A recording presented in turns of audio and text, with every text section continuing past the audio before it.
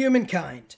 The new kid on the metaphorical block meant to challenge Big Daddy Civilization 6's monopoly has not really done so, as after a peak player base of 55,000 players, it has now tanked to less than 2,000 average players and has about the same amount of players as Civilization 4 Beyond the Sword, which came out almost 20 years ago. But why is that? Why has Humankind been tanking, and can it be fixed?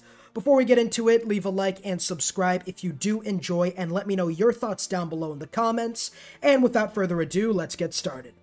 Now, before we take a look at why Humankind is failing, let's just make sure I'm not pulling these numbers out of my butthole, and we'll talk about the rise and subsequent fall of Humankind. Call me Internet AJ. Number 1, the rise was in large part due to the innovative mechanics they had with the Neolithic era, as well as culture changing and the Era Star system. Very different and very interesting coming from a Civilization player and from 4X players in general. Not to mention they had everyone marketing their game. They must have had Raid Shadow Legends marketing their game because it was everywhere. Everyone and their mother knew who Humankind was. It had open betas everywhere. All the biggest streamers and players were trying out the game, and honestly, it had pretty much a perfect storm. With all eyes on it, it launched to a great player count of about 55,000 peak, and on average, looking at the Steam charts, 25,000 average players. Since then, it has absolutely dwindled to a measly 1,800 average, with just 1,200 playing right now. Now, that is about 10% of the total player base, compared to Civilization 5. That's right, Civilization 5 has over 100% of what Humankind is playing right now. Looking at the peak compared to Humankind's peak, Humankind is about 10% as big as Civilization 5, which came out 10 years ago, and approximately as big as Civilization 4 Beyond the Sword, which came out over 15 years ago. Humankind has tanked, but you might be saying, well, of course it has. Every game is going to tank because a lot of the players who play it first are going to put it down. Marketing does have a lot of people hyped up for a game. Most of the time, 90 to 80%, even 70% of players are going to drop the game after the first couple playthroughs. And you might be correct, but looking at Civilization 5, it tanked from 85,900 to about 20,000 over the same time frame in 2016 and 17. So approximately 80% of the player base left after the first couple of months. But Humankind is even more than that. Over the first month, 71% of the players left. 66 the next month, 17 the next month, 14 the next month. Right now, less than 10% of the players at start are playing right now. And looking at peak players, it is even less than that, with about 5 to 4%, I'm not doing the math on that, playing as of right now. Now, again, Humankind, for the most part, has not been doing as good as everyone thought it would. It has tanked for the most part, and the vaunted October update hasn't really done much to stop the bleeding. Looking at the Steam charts for Humankind, it has about a 69 nice % approval rating, which really is not nice for the Humankind developers because it is really mixed reviews, with a decent amount of people saying it was bad, and a lot of the people who are saying good for the most part are saying the same exact things. Game is unfinished, should have been left a couple more months, maybe even a year to be developed. But let's now go ahead and look at why Humankind failed, now that we've proven it has been tanking for the most part. Now that we know that Humankind is failing in the first place, let's take a look into why it is failing.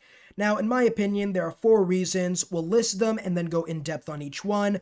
3 of these reasons have very popular support throughout every database, subreddit, Steam review I could find, but the last one has some support, but it really is more or less here because it's my opinion. The first reason is that it was unfinished. With all the bugs, unbroken mechanics, and dullness at the start, there is a reason why the first impression is most important, and if you come out with a game that really is unfinished for the most part, it is going to sour the future, even if the game ends up being a lot better in the future. Number 2, broken mechanics. So many things like the Kamai, War Support, and the Turkish Public School at launch were absolutely broken and should have easily been found during playtesting. Now, a lot of these are actually fixed right now, but again, most people are going to be looking at your first review, I guess, the first time they play the game, and how their enjoyment is after the first couple of hours is really going to go a long way to developing their perception on the game. Even though these mechanics are fixed, most people have thrown away Humankind and aren't going to come back to it anytime soon. The third reason is that it is dull. There is not a lot. It's pretty much Civ 6 and Civ 5 after they were both released in the base game. There's not a lot to do for the most part, and every game feels the same for the most part. Not only that, but with only one real victory type, you find yourself doing the same things every single era, and with stuff like religion and civics not being as fleshed out as they should be, the game has been, for lack of a better word, dull, and is really not as replayable as Civilization. I know I keep using that example, but it's really the gold standard, I guess, for the 4X genre, and replayability is a big reason why 4X games are popular in the first place. The fourth reason, with less support, but really more my opinion, is the fact that it's lacking immersion.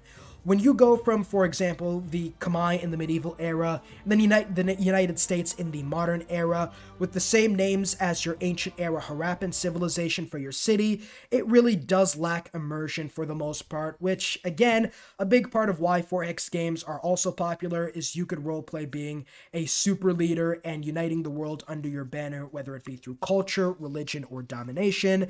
This really is lacking in Humankind, aside from the Neolithic era, which is done masterfully. Now, let's go ahead and take a look at each reason in depth. The first big reason we're going to look into is that it had a terrible start and was an unfinished game. Everything is pretty much fixed for the most part, but there are still a lot of bugs, and first impressions are important, like we said, and getting off to a bad start is going to permanently sour the game for a large part of the player base. It needed to start off with a bang. I said so in my Humankind Victor Beta review. It couldn't use the method of the big games where you release a suboptimal start and then add in different DLCs like Civ or Call of Duty or Halo, where they're really releasing unfinished products, but they have the name cachet that people are still going to buy it, they'll still make a profit off it, and all in all, they're going to make more money releasing DLCs over the course of the next few years, rather than just releasing everything at once and then maybe a couple patches fixing the game. It seems like Humankind is going this method again, but the Humankind name doesn't have the cachet that a lot of the other more established games do, and therefore it's going to lose 90% of the player base, or even more as it is right now, with the lack of finishedness. It needed more time in the oven. There are other issues I'm going to talk about that really stem from the game being unfinished, but there are so many bugs. Resources were impossibly rare. There was a lack of mod tools. Multiplayer is worse than Civ 6. I don't know how. I don't know how you could have a worse multiplayer than Civilization 6, but it is. With me personally crashing every 2-3 turns whenever I try to make multiplayer. Heck, the game crashes every 50 to 60 turns when I'm playing by myself. But really, the bad start and unfinishedness of the game soured a lot of people's perception when they could go back to playing different games like Civ 6 or maybe even Hearts of Iron or any other Paradox game. The second reason is that it released to broken mechanics. With so many things being so broken, it definitely loses the fun of the game if you're doing something that's insurmountable. Like, think of any time you've played a game and decided to use a hack to get cheat codes for it. Right? Think of any game you've really cheated for and given yourself all the best armor and weapons. Is it really fun afterwards when you could just one-shot everything and it's not even a challenge at that point? That's really what a lot of the broken mechanics did, like the Turks giving you unlimited science, the Khmer Berets giving you 50 production per district, up to a potential 100. Heck, one of the Reddit users had up to 2,000 production in one city in the medieval era with the Khmer, which is absolutely insane. The Mughals also gave you a large amount of production, and there was too much exponential growth to do anything really. By the time the later eras came out, you researched everything so fast that by the time you researched infantry, for example, you would literally be getting B-17 bombers and modern mechanized infantry before you could even build and use those units. Heck, you couldn't even use tanks before the modern armor came out because a lot of the times you wouldn't even have the oil to build those units. So the exponential growth really ruined the modern age, in my opinion, the last 3 eras, because everything went by so fast that you didn't have the time to make use of everything. Diplomacy is worse than Civ. The diplomacy has, it's all right for the most part, but it really isn't as well developed as it could have been. Like Civ, diplomacy isn't really the biggest thing in the game, and it really is disappointing to see that, for the most part, diplomacy isn't as fleshed out as it could be. And yeah, Civ's diplomacy sucks, so if you're being compared to that, it really isn't looking too good for you. Let's get to the next reason. The third reason is the game is dull and boring, in part due to the broken mechanics and the exponential growth in the late game. When you get to a certain point, it really isn't fun to continue playing. The Neolithic era is fantastic. I would not change anything in that. That's a big part of why Humankind was so popular in the first place. But the repetitiveness after that, you have no place you can really settle your cities, as each area is specific. So after the early game where you settle all the land and all the land is already gobbled up, there really isn't much else to do except build an army, build districts, and keep hitting that next turn button. Religion is dull. There really isn't a lot aside from grabbing bonuses after building a couple religious buildings, which is just, it's not that fun for the most part.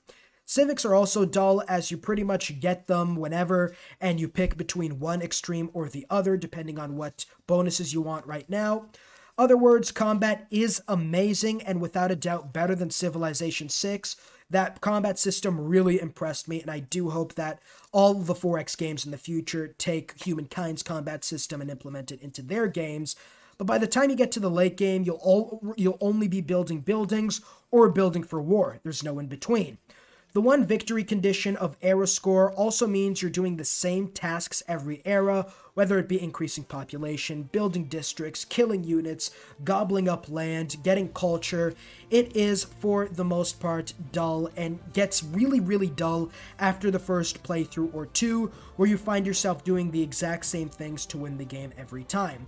The war score system, after taking out everybody, is also way too grindy. I know they wanted to make it like EU4, where they didn't want you to just gobble up civs after completely eliminating them, but why am I not allowed to vassalize anybody after literally wiping out all their armies and occupying each and every one of their cities?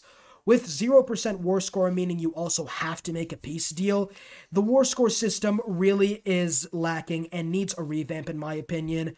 I don't want it to be like Civ, where you literally just take everything after one war, but it's way more limiting than even EU4's war score system, where at the very least in EU, you could be taking a lot of land or making vassals or breaking agreements or anything like that.